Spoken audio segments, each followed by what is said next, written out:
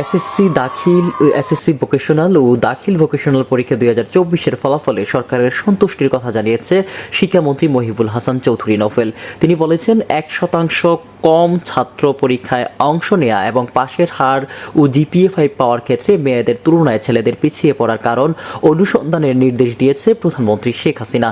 রোববার দুপুরে সচিবালয়ে মন্ত্রণালয়ের সম্মেলন কক্ষে এসএসসি পরীক্ষার ফলাফল নিয়ে আয়োজিত সংবাদ সম্মেলনে তিনি এসব তথ্য জানান। শিক্ষা প্রতিমন্ত্রী বেগম কামরুন নাহার, শিক্ষার 2 বিভাগের সচিব, সকল শিক্ষা বোর্ডের চেয়ারম্যান সহ সংশ্লিষ্ট কর্মকর্তারা এই সময় উপস্থিত ছিলেন।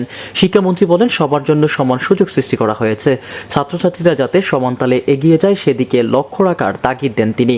মহিবুল হাসান চৌধুরী বলেন, গতানুগতিক ধারায় পড়াশোনা না করে কর্মমুখী শিক্ষায় আগ্রহী করে তুলতে হবে। চাকুরির বয়স সীমা সংক্রান্ত চলমান আন্দোলন বিষয় নিয়ে এক প্রশ্নের জবাবে শিক্ষামন্ত্রী বলেন, চাকরিতে প্রবেশের বয়সসীমা 35-এর আন্দোলনকারীরা তার কাছ থেকে নেওয়া সুপারিশ নিয়ে জলখোলা করার চেষ্টা করছে। এ বিষয়ে তিনি স্পষ্ট বলতে চান, জাতীয় সংসদে বিষয়টি নিয়ে জনপ্রশাসন মন্ত্রী পরিষ্কার করেছেন, এই মুহূর্তে তাদের সরকার চাকরির বয়স বাড়ানোর কোনো সিদ্ধান্ত নেয়নি। তিনি বলেন, আন্দোলনের নামে অস্থিতিশীলতা সৃষ্টি করা কারো কাম্য নয়। শনিবার শিক্ষা প্রতিষ্ঠান খোলা রাখার বিষয়ে সরকারের কোনো সিদ্ধান্ত আছে কিনা এমন প্রশ্নের জবাবে মহিবুল হাসান চৌধুরী নফল বলেন, ঈদুল আজহার পর আর শনিবার শিক্ষা প্রতিষ্ঠান খোলা রাখতে হবে না।